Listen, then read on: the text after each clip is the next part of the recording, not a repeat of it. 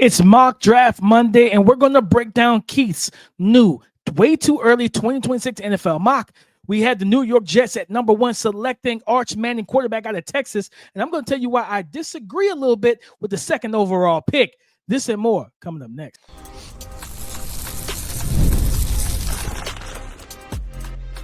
You are Locked On NFL Draft, your daily podcast covering the NFL Draft. Part of the Locked On Podcast Network, your team every day. Welcome back to the Locked On NFL Draft Podcast, your daily podcast covering your favorite draft prospects, part of the Locked On Podcast Network, your team every day. I'm your boy, Damian Parson. I'm an offensive draft analyst with Bleacher Report.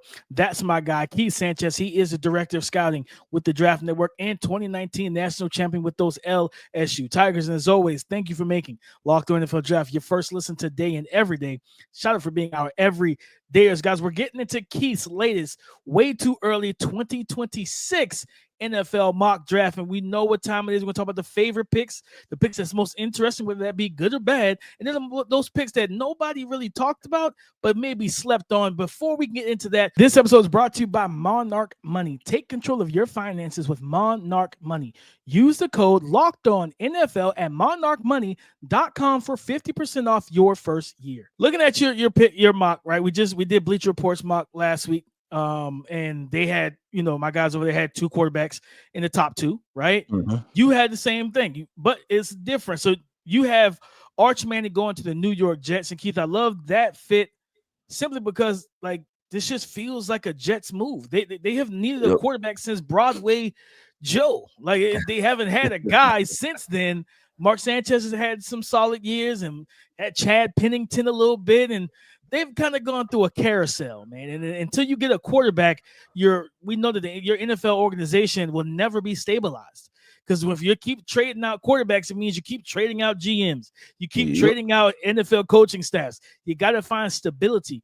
And for them, this is all based on Super Bowl odds. For those people, Jets fans will come at us thinking that we're saying you're going to have the first overall pick. Right. This is what the Super Bowl odds are saying, right? So if the Super Bowl odds are saying that, that's how we do the mock. So Keith, I watched Arch Manning, and like I said, we don't know if he's going to come out or not. But if he does, he's probably a shoe-in for that first overall pick if he has the season that we all hope that he does have in 2025. Yeah, 100% DP. So he only played, if I'm remembering correctly, and because I just watched this game too. His one full game was the Mississippi State game, where I think he threw the ball, or he had over 30 passing attempts, right? I think it might have been 31 or 35, somewhere in there. So that was the largest sample size that was on deck for Arch Manning DP. And getting into the film and watching him, I was impressed.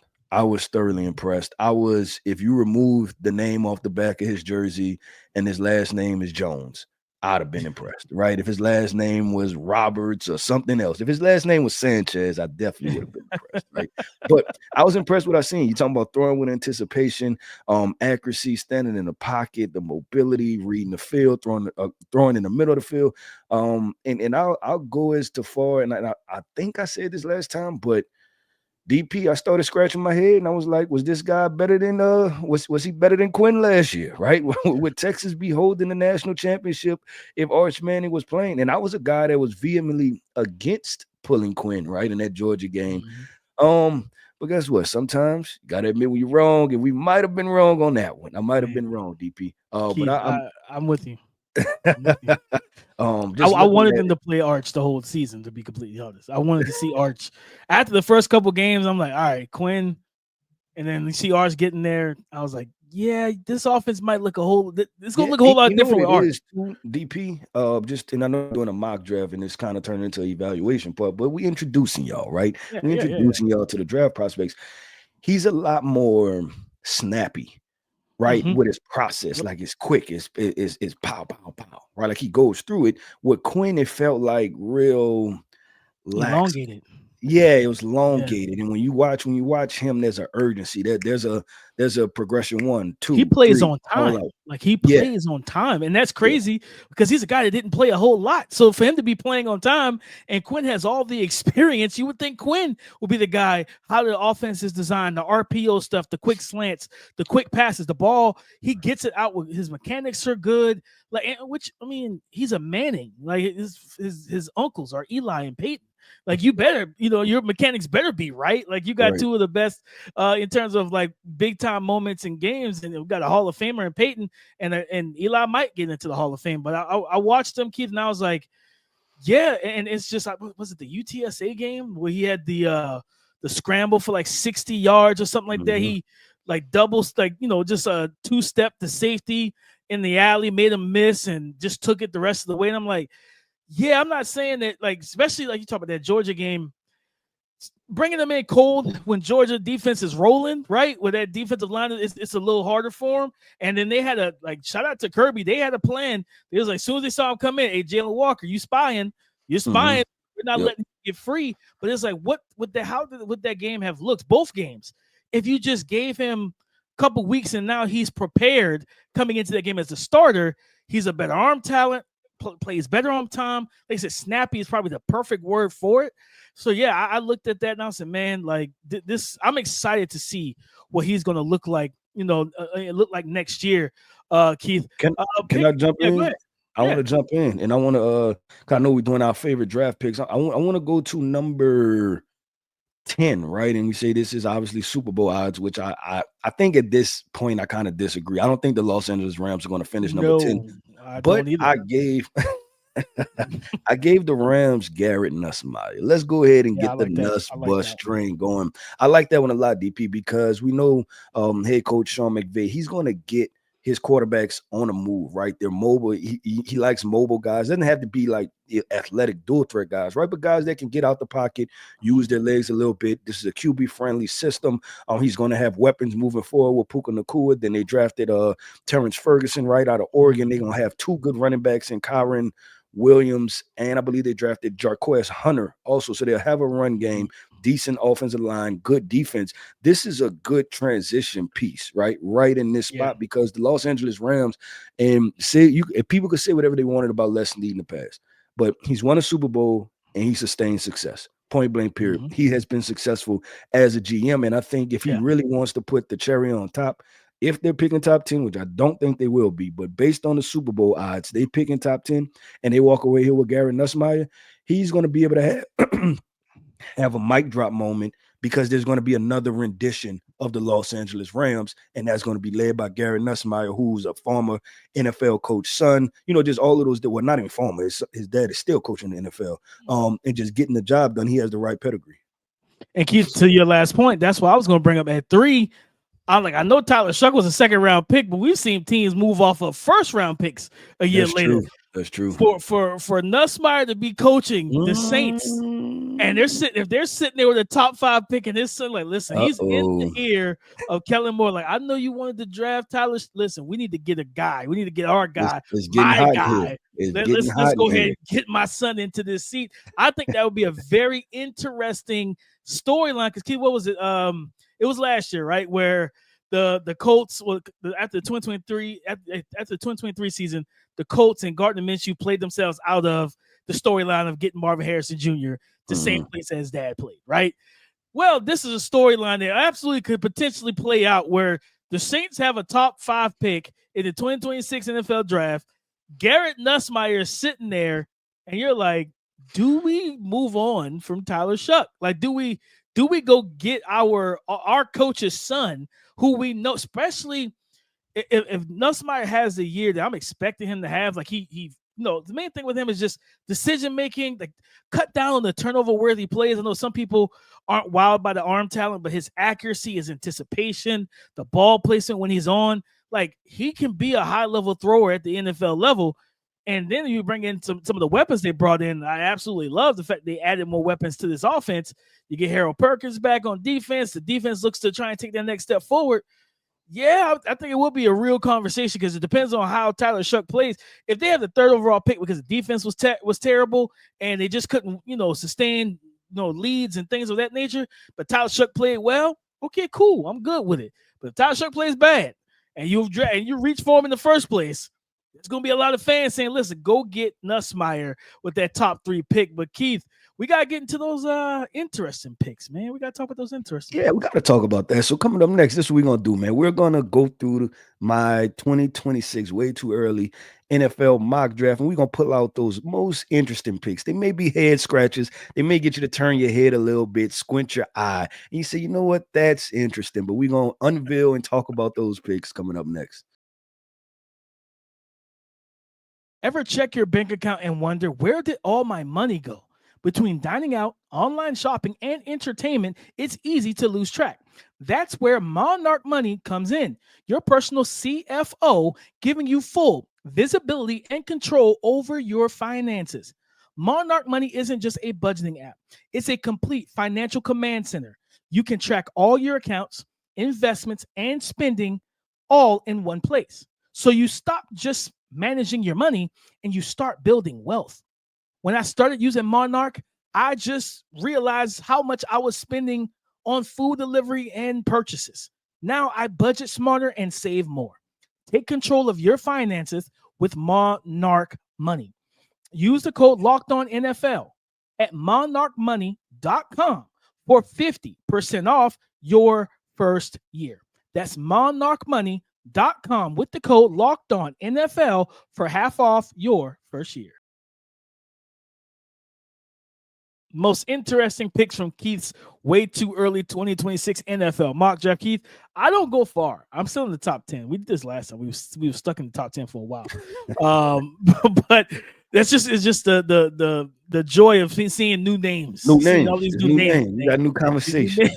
New conversations all around.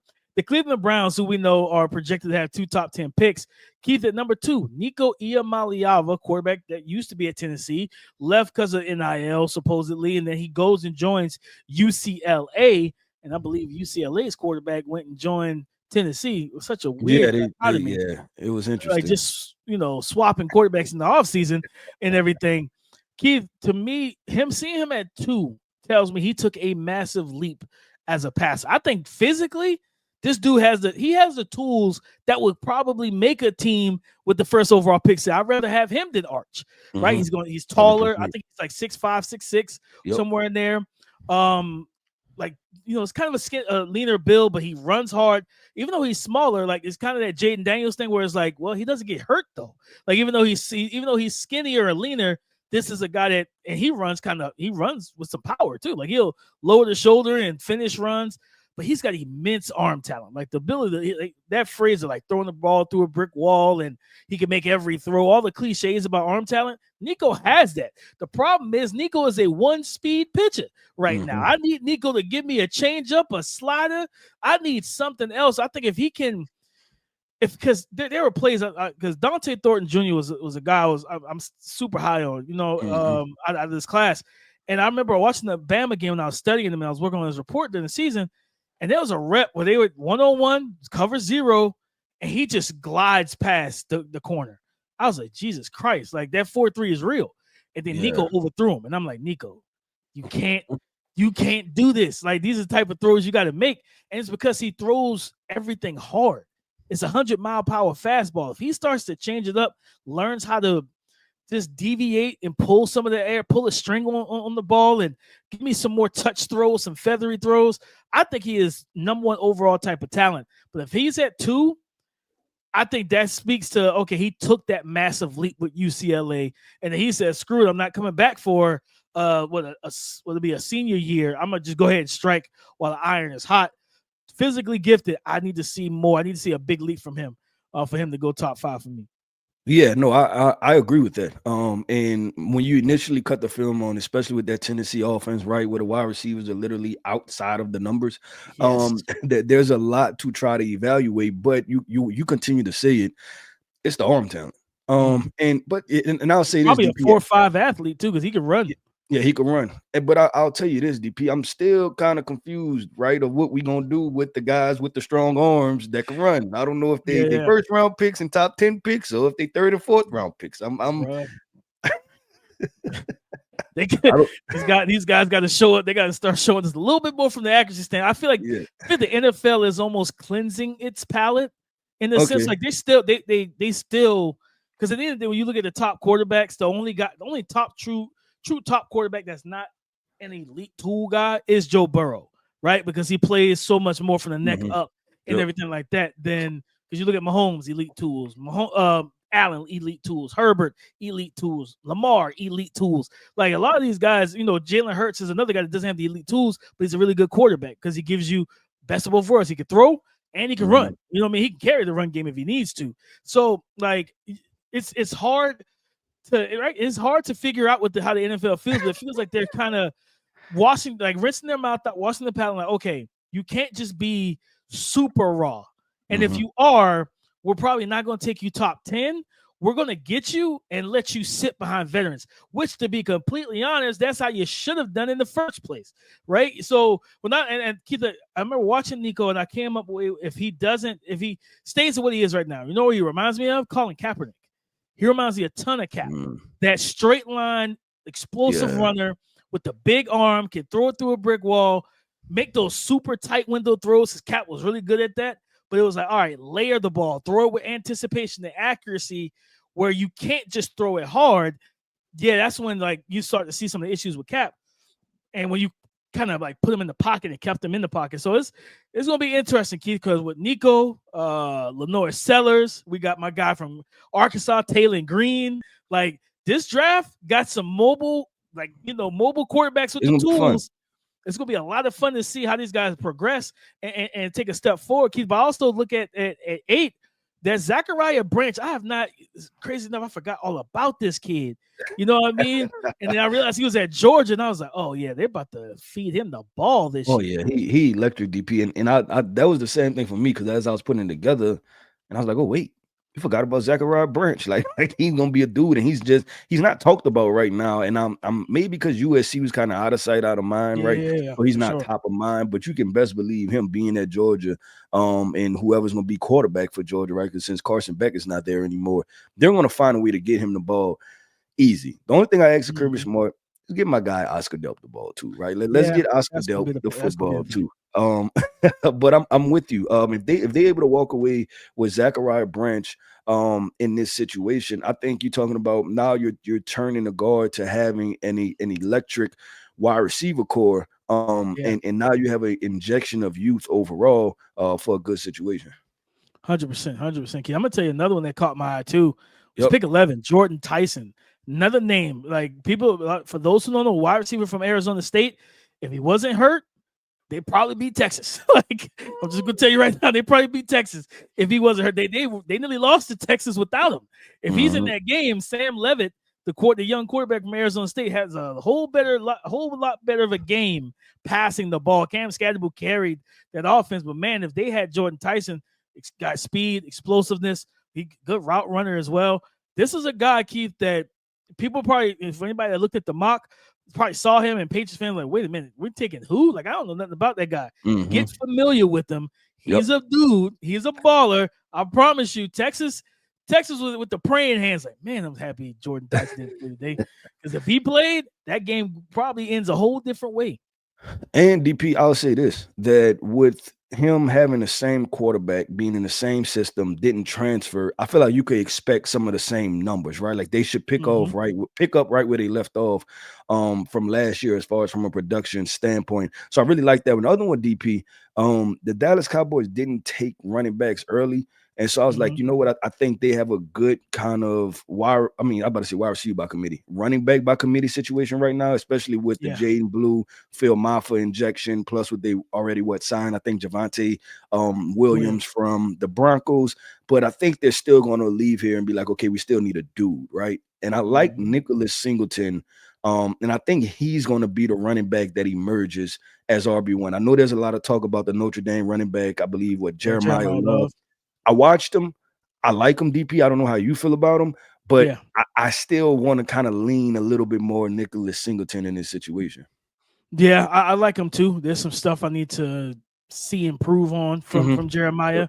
Kind of a one-track guy a little bit, you know. I don't know if he fits, because you don't know if he fits more of the and this is not a knock to those guys either, right? But I know, and this is when we was at the Draft Network. I think we was in this same draft class. The Breece Halls, the Caleb Johnsons, right? Like kind of those linear kind of straight up backs to where good backs, right? Like, and you like them, like, and I know you like Caleb Johnson. You probably had him what is your third, fourth, fifth running back this year, but that probably lends itself, in my opinion, DP, just more to a second round or a third round running back. There still could be a bell cow, but just not the high level elite athletic traits. I don't know if you feel he definitely reminds me a lot of Breece, because Breece was more of a runway runner. He needed the lanes and different things like that. Very high upright type of runner, where like with Caleb being 225 is like, yeah, you can kind of be upright when you're built the way he's built. Like Breece and Jeremiah Love aren't built like that. So I kind of want to see a little bit more behind the pads, forward lean, make guys miss a little bit. So no, I'm with you. I think Nicholas Singleton going back, I think he does set himself up to be RB1. Like this dude is explosive, dynamic, he's physical, and he catches the ball out the backfield. So it's like he could pretty much do it all, and he's not going to have the heavy wear and tear tread on the tires because Kaytron Allen's right there with him, and they both return. Yeah, I'll say this too, that he would have been a guy that from a marketing standpoint, I would have seriously considered coming out. And the reason being, hear me out, that Saquon Barkley probably had very similar measurables as far as I think like 6 foot, 230 pounds, thick lowers, right? Like they look very similar.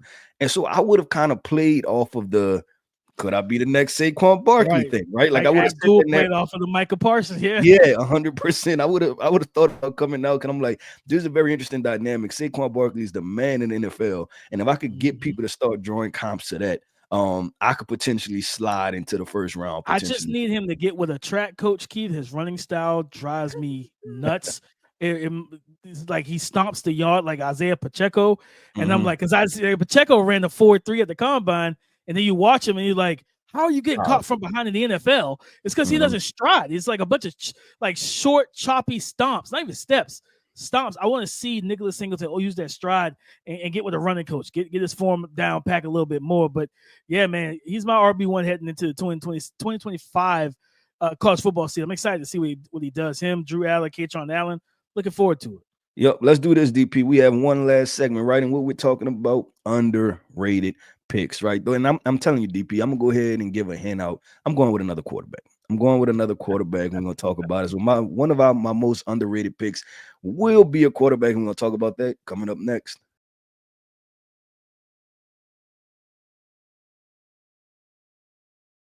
Thank you for making Locked On NFL Draft your first listen today and every day. Shout out for being our everydayers. Keith, my underrated pick, and people, you better get used to this name, man. When I saw it, I was happy to see his name in the mock, Keith. Isaiah World, the offensive tackle who transferred from Nevada going to Oregon. Yeah, people are going to know about it because he's at Oregon. This is a big dude. He is a massive human being, and I'm looking forward to seeing him now upticking in terms of where he's going to play. But this guy, he moves well for a guy his size, right? Like I've been watching him for a while. He's 6'8", 312. And I remember talked about it, like during the season, I was like, man, like this is a tackle people need to be paying attention to. And then he decided to go back to school. Now he entered the transfer portal, goes to Oregon. And he's gonna have some, and of course, being in the Big Ten, he's gonna see a lot of different edge rushers in the Big Ten. And I think he's got a real shot to not only secure a late first round draft pick for 2026, but he might even move himself up if he goes out there and locks it down, Keith, for I think it's Dante Moore who will be the quarterback. He's a right-handed quarterback, and if World is still playing left tackle, again, 6'8", 312, he's going to be the blind side. If he does a good job there, and we know he's going to open up lanes in the run game, but it's going to be showcasing he can live on the island as a one-on-one tackle.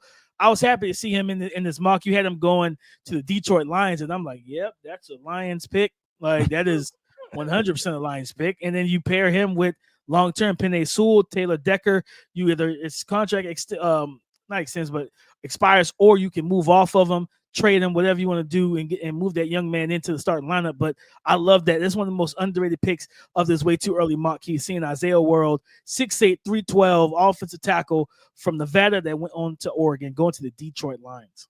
Yeah, no, I agree. Like I like him too, DP. I like him a lot. And I'll say this, I like him enough that I project that I will be moving him up right in future mocks because he will be able to be in conversation Mhm. potentially for offensive tackle one, with the guy Spencer Fanu from Utah. And Yeah. then even the offensive tackle from Arizona State, Max Hanacho. I gotta see how Yeah, to say yeah. that properly. I'm next mock draft, we'll have it right. I'll be able to pronounce it better on the next mock. But I said I was gonna name a quarterback. DP, and the Steelers have to do it at this point, right? You walked out of the 2025 NFL draft with no quarterback, which was a very interesting move, and maybe it was so you don't make Aaron Rodgers angry, but Aaron Rodgers may not be there the Probably. year after, right? And Mhm. so I had them going with Lenoir Sellers, just going with a high tools quarterback, right? A guy that has all the upside in the world. This is obviously based off. I think he's in the same conversation with Nico, right? Nico Iamaleava is that they have the physical tools. You got to take the next step as a passer, right? Like I want to see you look comfortable out there, being able to, dial things up, dime people up, win with your arm, and let your legs kind of be an asset, also, right?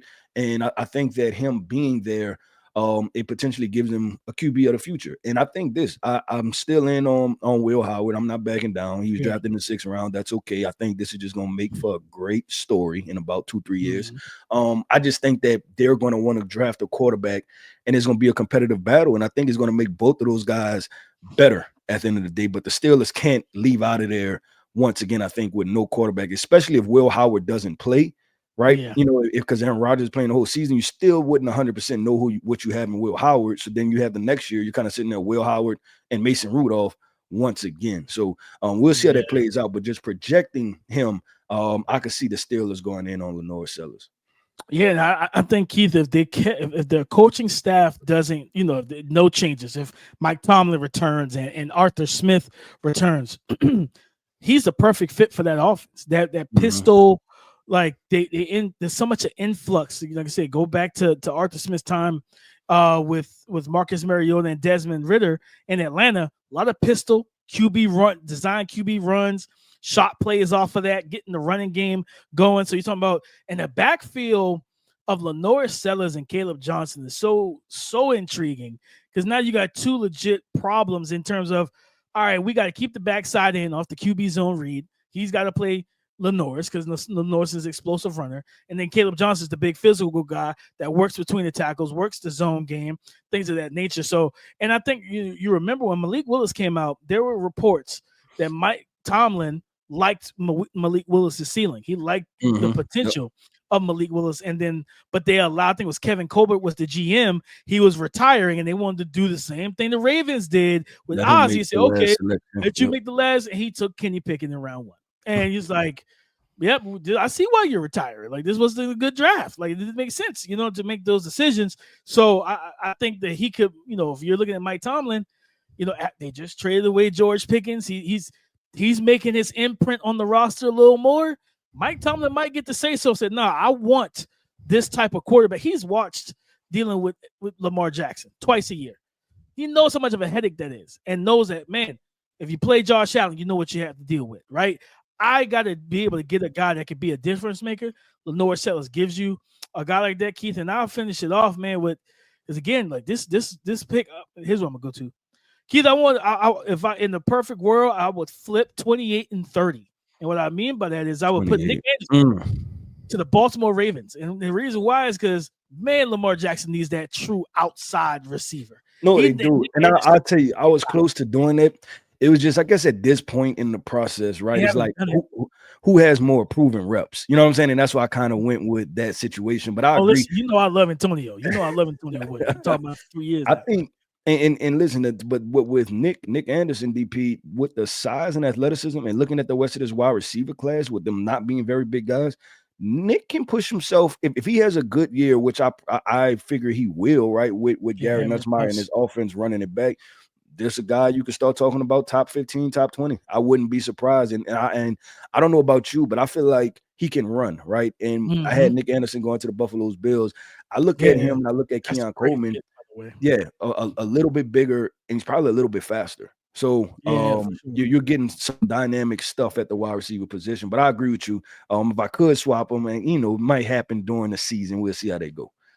No, if he stays healthy, because him and Dion, I think at one point during the Oklahoma season, all 5 of their top 5 wide receivers were all hurt. Yep. And it was just like, how does this happen to a team? You know what I mean? So if he can stay healthy, him and Dion Burks, like we were both guys we were high on in the summer coming into the season, and they weren't the same roster. We were like, oh man, like these dudes are gonna rip it up. They both got hurt early, and they never really got healthy and recovered. So yeah, I think Nick Henderson, because I keep saying the Baltimore Ravens, when you had Joe Flacco, you went and got him Anquan Bolden. You got him, Steve Smith Sr. You went and got 2 guys that can make those Kobe Jones. Yep. Yeah, like those big plays, those physical catches and things of that nature. Lamar's kind of always had those jitterbugs and route runners, and get him an X, man. I know they got D-Hop coming in this year and stuff like that, but man, get him an X. And I definitely think that I would love to see Nick Henderson with the Ravens, but him and Keon Coleman and Khalil Shakir with Josh Allen, that's just a scary situation. Well, DP, that wraps up another episode, man, of the Locked On NFL Draft Podcast. I want to end this podcast all by saying shout out to my everydayers. Thank you for tapping in with us each and every single day. Every listener is greatly appreciated here over at Locked On NFL Draft. I am Keith Sanchez. You can find me on X at the Talent Code. That right there is my guy, my co-host, Mr. Damian Parson. You can find him on X at DP_NFL. And like we like to say, man, y'all come talk to us because we like to talk back. Go subscribe or download wherever you listen to podcasts to get the latest episode as soon as it is available. On tomorrow's show, we're going to get into some of the reactions from rookie minicamp that happened over Mother's Day weekend. So come and join the conversation again tomorrow on the Locked On Podcast Network, your team every day.